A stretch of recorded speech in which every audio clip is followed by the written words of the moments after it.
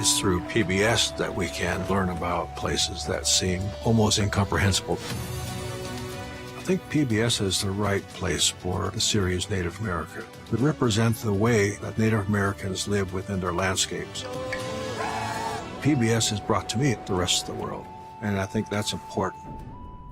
You're watching New England Public Media, WGBY Springfield. I hate the myth of Hemingway. It obscures the man. His talent is stunning. He went against the grain. It's hard to imagine a writer who hasn't been influenced by him. In order to have something new to write, he had to have something new to live. And he fell in love quite a few times. He's complex and deeply flawed, but there he is. Hemingway, the man, is much more interesting than the myth. Tune in or stream Hemingway starting April 5th on NEBM. Coming up, stories we're connecting you with tonight. As kids return to school in some Western Mass communities, we check in on one district to see how it's going. Kids were running in. Parents were like, see ya, have a great day. Teachers were so happy to see kids. It was really an amazing feeling. Working remotely has changed what office life looks like. So what's the future of commercial real estate? Should I get more space? Do I have room to expand to keep my people farther apart? Do I increase the size of my cubicles to create more separation? And North Adams Mayor Tom Bernard on his decision to not seek re-election. And thinking about, the continued recovery, that work, and a campaign, I felt like I could do two of those things, but not three. Details on those stories and more up next on Connecting Point. Support for Connecting Point is provided by our contributing viewers.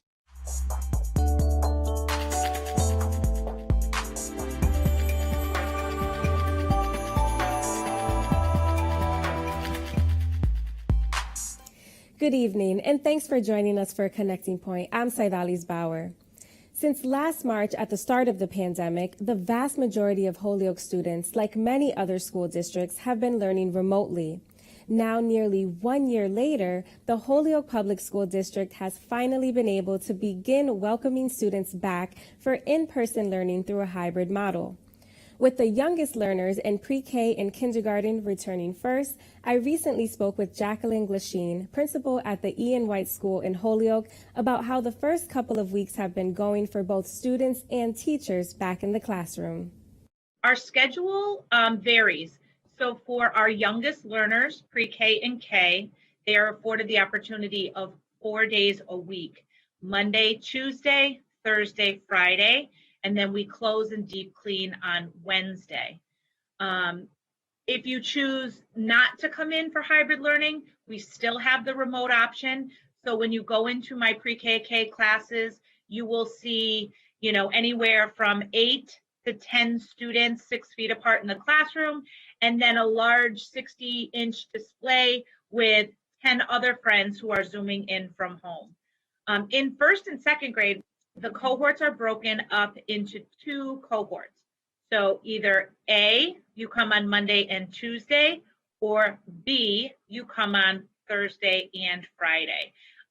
So the cohorts are a little smaller. Again, the remote option is still there. So when I went to visit this morning, I could see friends in the classroom, and then I could also see friends on the display. So it was great to see all of that happening.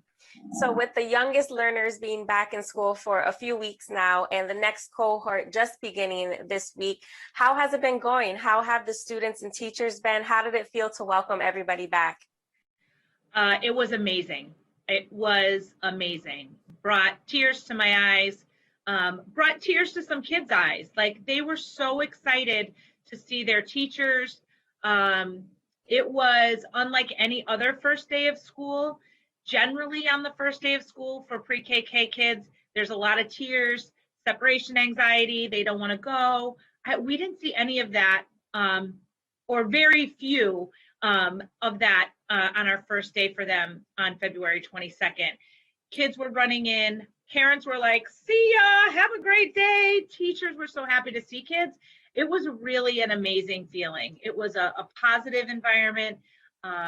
And kids were ready to learn. So it was great.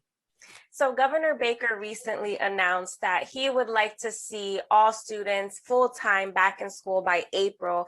And just last week, the Board of Education approved a plan that would allow Education Commissioner Jeff Riley to force districts to go back to in-person learning. What are your thoughts on that? With that just being only a month away, how realistic is it? And what support and guidance would you need? So I am in favor of students returning back to the classroom. I think it's important. Our students have lost so much more than academics in this year.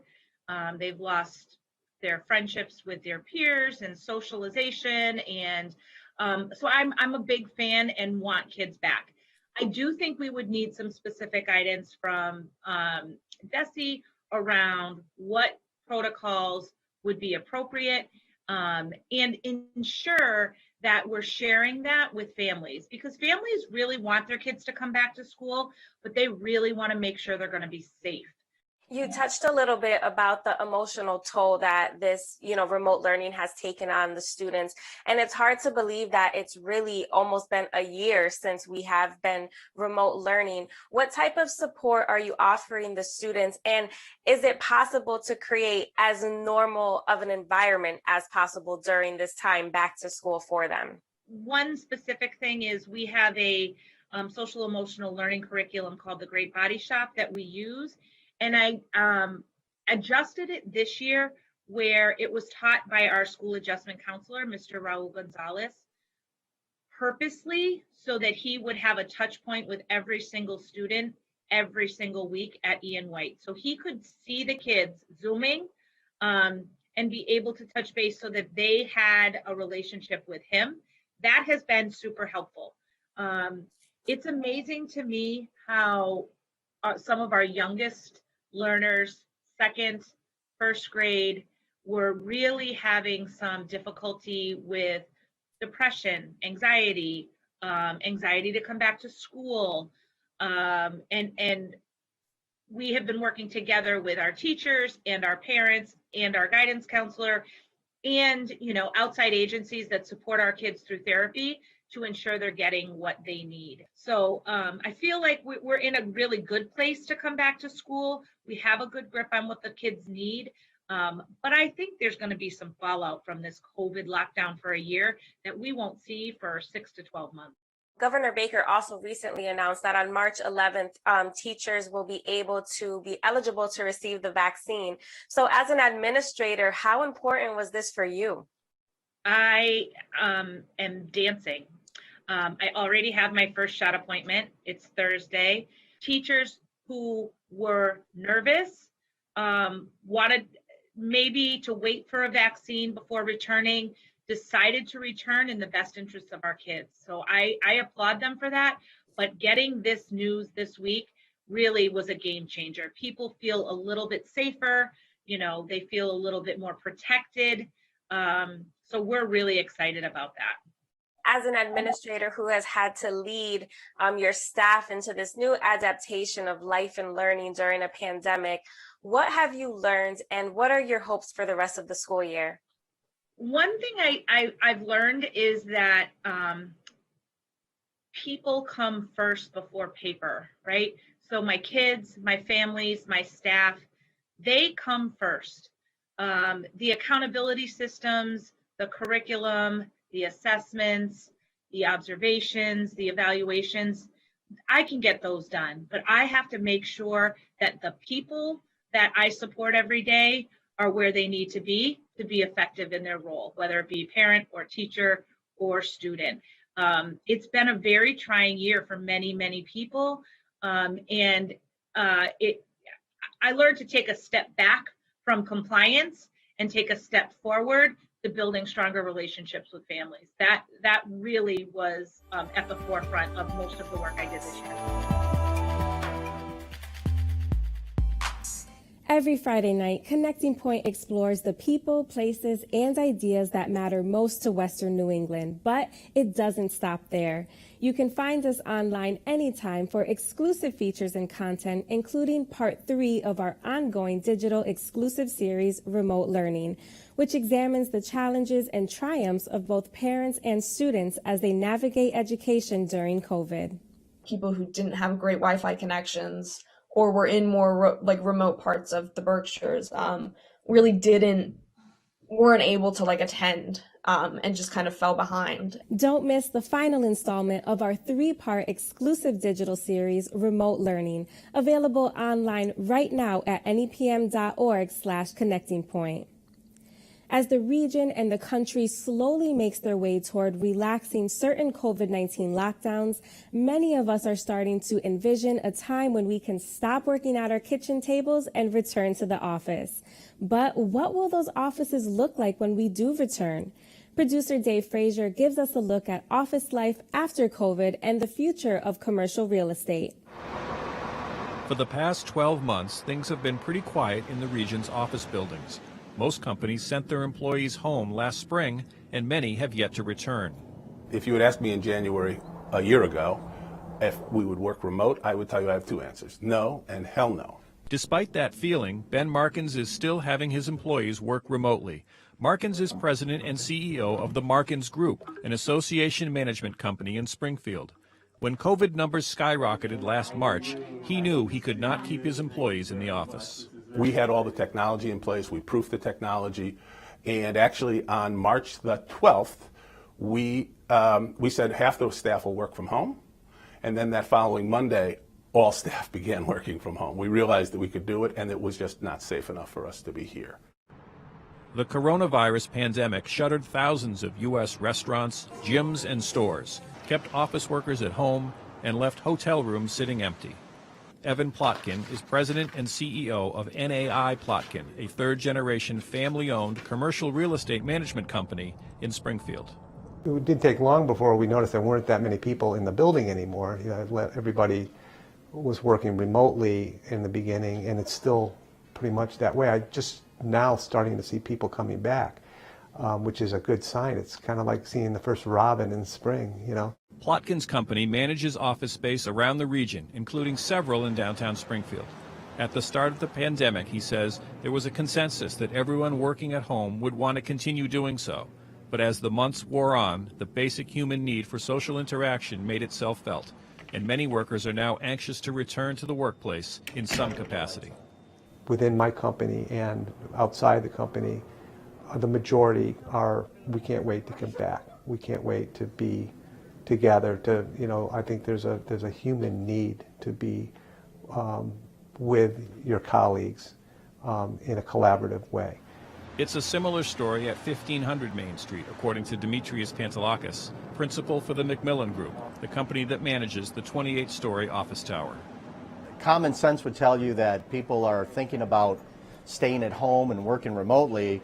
We're experiencing the opposite of that. We're experiencing people saying, should I get more space? Do I have room to expand to keep my people farther apart? Do I increase the size of my cubicles to create more separation? But fundamentally, there seems to be a pent-up frustration that people want to get back into a normal routine and have that socialization. One of the people counting on that socialization is Ray Berry, owner of White Lion Brewing. After 6 years of hard work, he and his team are on the verge of opening their brewery and tap room on the ground floor of Tower Square. It's definitely been a journey with the pandemic. We've been mindful of the regulatory environment, the safety of others, but we've been slowly building out the process, and we're looking forward to spring 2021 and being able to open up our doors again as long as the regulatory environment allows us to, and add another experience for downtown Springfield. But getting employees back safely is the big question. Dividers, plexiglass, larger cubicles, all questions that Allison Arnold at Conklin Office Furniture in Holyoke hears from her customers every day. The first big trend that we noticed, obviously, was dividers. We created a bunch of different options, stuff that can stand on a desk, stuff that can hang, stuff that can be mounted on work surfaces. So that's kind of what we noticed once people were starting to think about getting employees back into the workspace. Back in Springfield, Ben Markins is already working on a plan for when his employees come back to the office. So we've looked at quite a few spaces in our building. Our landlord's really terrific about that, lending us extra space if we need it. And I think I'm at the point where we're going to have about 150% more space than we have now for the same amount of people, just so people have a little bit of moving around room. Another Western Massachusetts mayor is not seeking re-election this year, as North Adams Mayor Tom Bernard joins Holyoke Mayor Alex Morris and Northampton Mayor David Narkowitz in announcing that their current terms will be their last ones in office. Connecting Point's Ray Hershel spoke with Mayor Bernard to discuss his reasons for stepping down after serving 2 terms and what lies ahead for both him and the city of North Adams. You know, a lot of things came together for this decision. Certainly what the last year has been like for leaders everywhere in what for, you know, almost a full year, it'd be a year at the end of this week, I think, of crisis response to the pandemic. And that did a lot of things. One, it took focus and put it where it needed to be. But in doing that, it took my focus off of some really important work that I didn't get a chance to get done. Things around long-term fiscal and capital planning. And now that, you know, things are trending in a good direction, that's not to say that we're out of the woods, not to say that we're in full recovery mode. But as we can look ahead and say, well, there's still tunnel to go, but we can start to see the light. I want to be able to really fully commit myself and my team to working on those things that I didn't really get a chance to do as deeply and consistently as I wanted to over the course of the last year.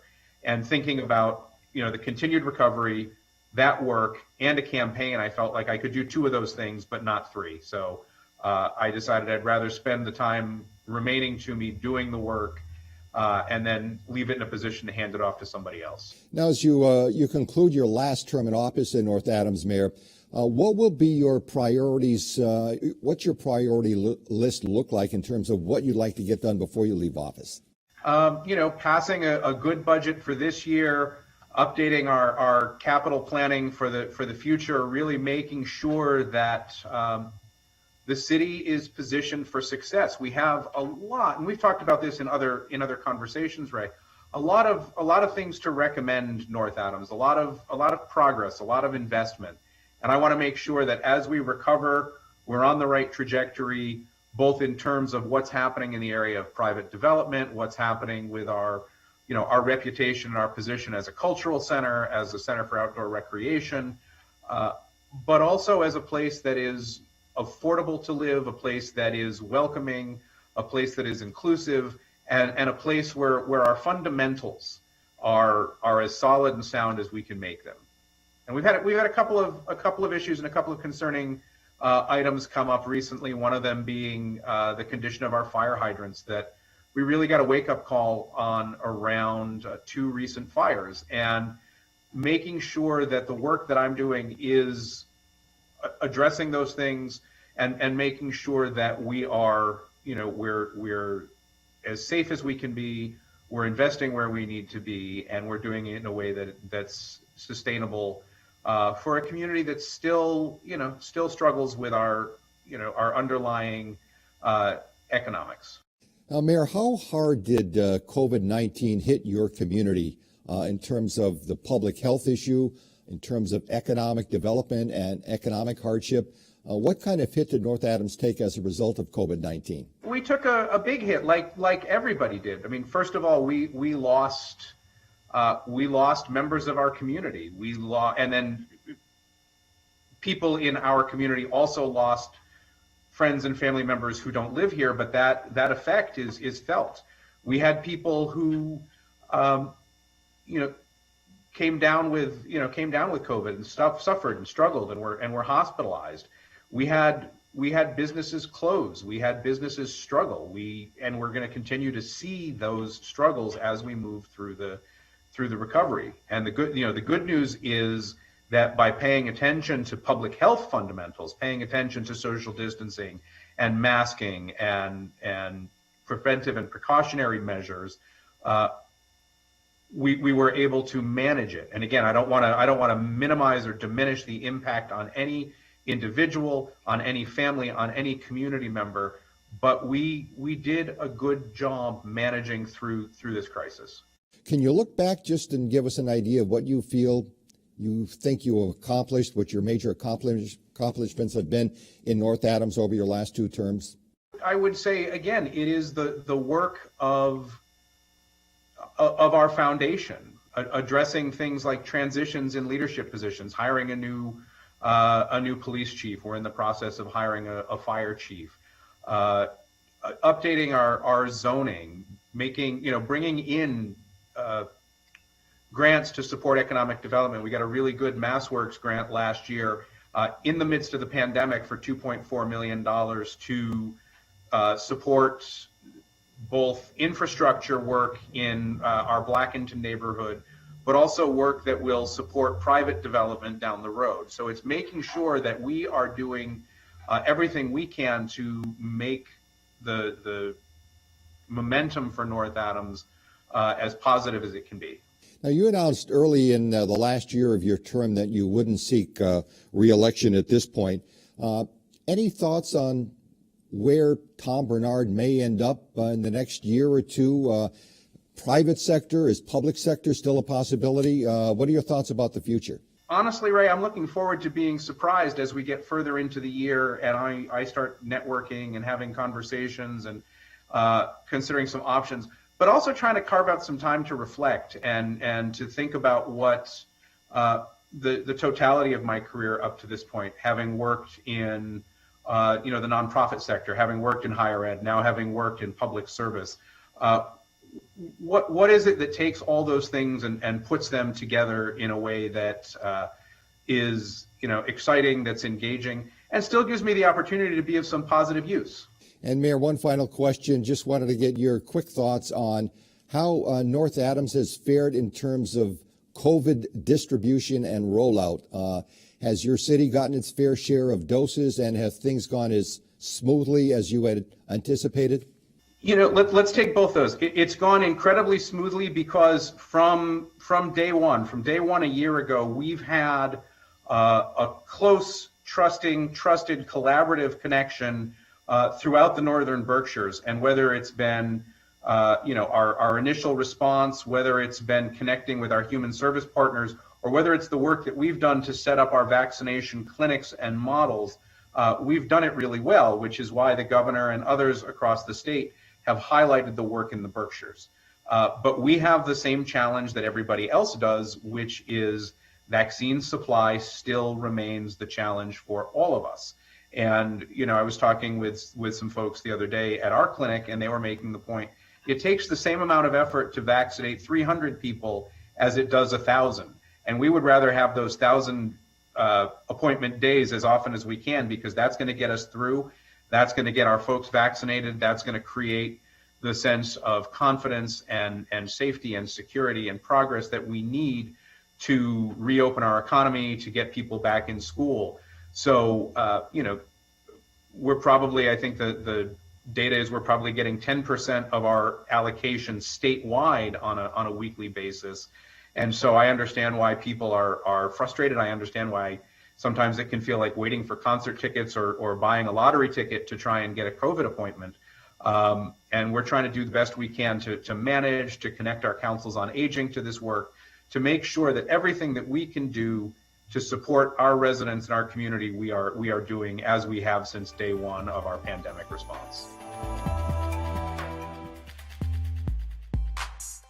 Monument Mountain is a well-known hiking spot in Great Barrington, so popular, in fact, that USA Today named the mountain to its list of 50 most beautiful sites in the U.S. Literary giants like Herman Melville and Nathaniel Hawthorne drew inspiration from the views at the peak, and an estimated 20,000 hikers make the climb to the top each year to enjoy the scenery. Connecting Point's Dave Frazier visited the mountain this past autumn to explore its history and beauty.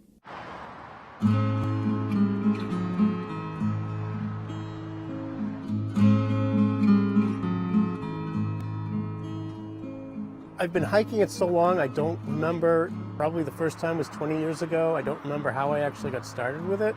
But it's a wonderful mountain. The views on the top are fascinating. You can see great views of the Berkshires, including Mount Greylock, Mount Everett to the south, in the southern Berkshires. I think you can see part of the Taconics, which are along the New York State border. And on a clear day, you can see the Catskills. Monument Mountain is part of the Trustees of Reservations, which is a statewide organization. Monument is actually one of our oldest reservations, given to us in 1899 by Charles Butler. So it's really important to us and has quite a significance here in the region. First as a sacred site for the Stockbridge Mohican tribe, and then as a place of literary importance because it's where Herman Melville and Nathaniel Hawthorne met for a very famous picnic in 1850, and where the idea for Moby Dick came from. USA Today just named Monument Mountain the most beautiful place in Massachusetts. I can see why they made that choice, and I think most people who do the hike and visit the mountain also can see, why it is designated as one of Massachusetts' most beautiful sites. I think we're lucky. I think I take it for granted that we live in an area where there's so much hiking. It's a challenge to get to the top, awesome views, and it's close by my hometown. I don't think you can ever not appreciate it once you come up here because it is so nice, and you appreciate even more that you have access to it. The peak is at 1,642 feet. That's about a 700-foot climb from the parking lot where you enter the trail. It's about 500 acres, and there's roughly 3.5 miles of trail there. It's fun to work in the shadow of Monument Mountain. I feel very fortunate to be doing what I do for the trustees, to have such inspiring places, to keep our work going and inspiring new members and future stewards of the many properties that we manage across the state. That does it for Connecting Point for March 12th, 2021. Remember, you can always find the stories that you saw tonight, as well as exclusive features, digital-only content, and more online anytime at nepm.org/connectingpoint. And please join us again next Friday night at 6 right here on New England Public Media for more stories of the people, places, and ideas that matter most to Western New England. I'm 𝗖𝗛𝗆𝗆. Be safe and have a good night. Support for Connecting Point is provided by our contributing viewers.